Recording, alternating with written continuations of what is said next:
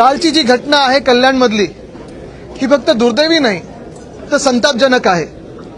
हे सगळे जे वाद निर्माण झालेले आहेत समाजात असतील, जातींमध्ये असतील किंवा हे मराठी अमराठी वाद, खास करून गेल्या 2 वर्षात भाजपचं आणि एकनाथ शिंदेंचं 2.5 वर्षाचं मागचं सरकार आणि आत्ताचं सरकार ह्या वादाला जास्ती कुठेतरी प्रोत्साहन देते का हे पाहणं गरजेचं आहे। आठवण करा, गेल्या 2-2.5 वर्षामध्ये असे अनेक वाद झाले जिथे हाऊसिंग सोसायटीमध्ये मराठी माणसाला परवानगी देत नव्हते। तुम्ही मांस खाता, मटण खाता, मच्छी खाता, तुम्हाला आमच्या हाऊसिंग सोसायटीमध्ये घर देणार नाही। मागच्याच मला वाटतं महिन्यामध्ये एका महिलेला दक्षिण मुंबईत हे देखील सांगितलं गेलं की तुम्ही मारवाडीत बोला किंवा हिंदीत बोला, कारण आता भाजपचं राज्य आलेलं आहे। ठीक आहे, राज्य कोणाचंही असो, पण हा महाराष्ट्र, आमची मुंबई, आमचं नागपूर, आमचं पुणे असेल, प्रत्येक जिल्हा हा मराठी माणसाचाच आहे। बघा, मी सत्य बोलतोय, घंटी देखील वाजलेली आहे। तुमची वाजू द्या, म्हणजे दाखवा की आमच्या राज्याची राजधानी आहे मुंबई, नंतर या देशाची आर्थिक राजधानी आहे।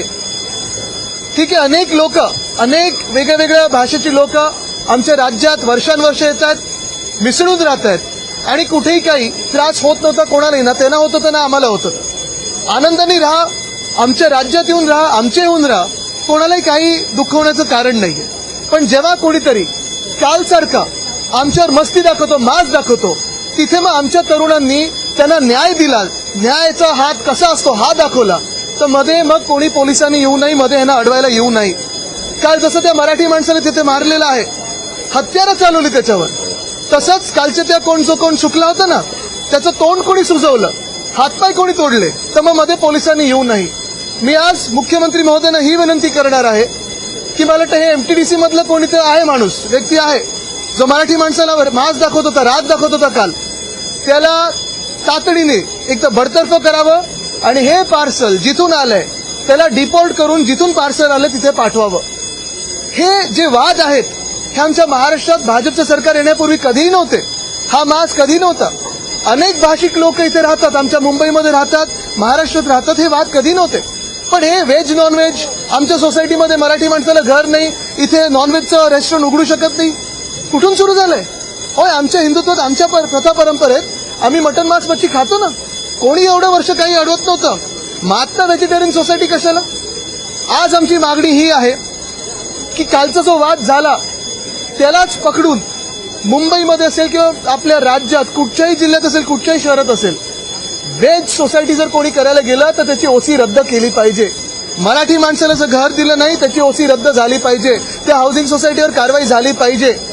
जर कोणी आपल्या मराठी माणसाला दाबण्याचा प्रयत्न केला तर महाराष्ट्र द्रोहाचा गुन्हा त्याच्यावर दाखल झालाच पाहिजे, ही आमची मागणी आहे। आणि जर कोणी दादागिरी करू इच्छित आहे तर त्याला पोलिसांनी दांडका काय असतो हे दाखवणं लगेच गरजेचं आहे, ही आमची मागणी आहे। आणि मला पूर्ण खात्री आहे की जर हे मुख्यमंत्री महाराष्ट्रप्रेमी असतील, ह्या मातीतले असतील, तर आमच्या मागणीला ते मान देऊन तो कायदा महाराष्ट्रद्रोहाचा आणतील। अनेकदा आपण पाहतो मुंबईमध्ये देखील, आपल्या ठाण्यात देखील होत असेल, हाऊसिंग सोसायटी हे एरियाची नावं बदललं जातं। न्यू कफ परेड, कफ तुम्हाला झालाय, आम्हाला कशाला खोकला त्याचा? वडाळा बोला ना, काय लाज वाटते तुम्हाला वडाळा बोलण्यात? अप्पर वरळी लिहा ना, शिवडी आहे, शिवरी लिहितात, शिवरी लिहा, शिवडी आहे, परळ लिहा, कशाला ही सगळी नावं बदलताय? यांचेच एक मंत्री आहेत लोधा, विचारा काय नक्की आहे। आणि हा सगळा विषय मला वाटतं भाजपने याच्यावर उत्तर देणं गरजेचं आहे। हे सरकार कोणाचंच नाहीये, ईव्हीएमचं सरकार आहे। हिंदी में मेरी यही भूमिका आणि म्हणून मी मराठीत बोललोय।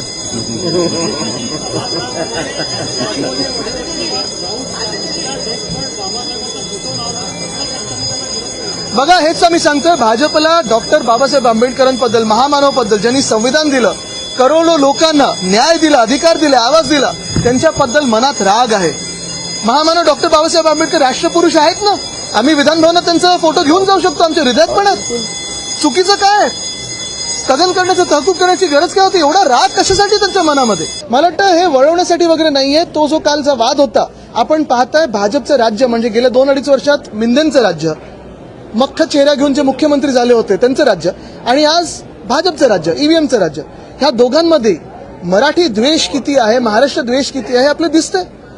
साधारणपणे व्हेज नॉनव्हेज हा वाद कधीपासून जास्ती व्हायला लागला? गेल्या 2-2.5 वर्षांमध्ये. आणि तो पण लोकांनी वाजवला. कशाला कुठच्या सोसायटीमध्ये व्हेज नॉनव्हेज वाद व्हायला पाहिजे?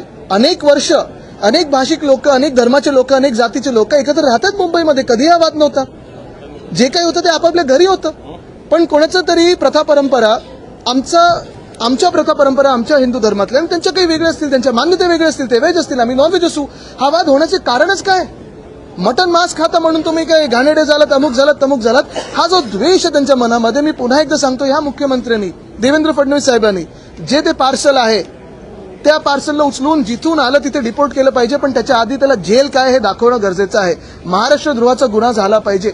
दुसरं म्हणजे जे कोणी बिल्डर मुंबईमधली नावं बदलू इच्छित आहेत, अपर वळी करतात, कोणी न्यू कफ परेड करतंय, कोणी काय अजून करतंय, शिवडीचं शिवरी करतंय, अप्पर ठाणा केलेलं आहे. म्हणा ना, परळ म्हणा, शिवडी म्हणा, वडाळा म्हणा. माझगाव. वरळीतून मी स्वतः आहे, मला अभिमान आहे वरळीचा. पण जे आमची मराठी नावं आहेत ती बदलू नका.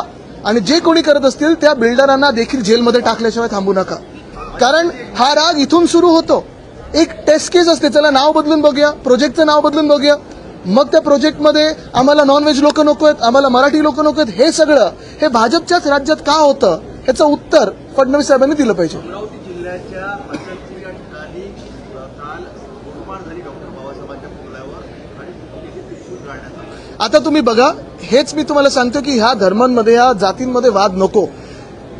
महाराष्ट्राचे मुख्यमंत्री जे देवेंद्र फडणवीस साहेब आहेत, आज ते उत्तर देणार 101 वर. त्याच्यात परभणीवर काय उत्तर देणार हे आम्ही पाहत आहोत.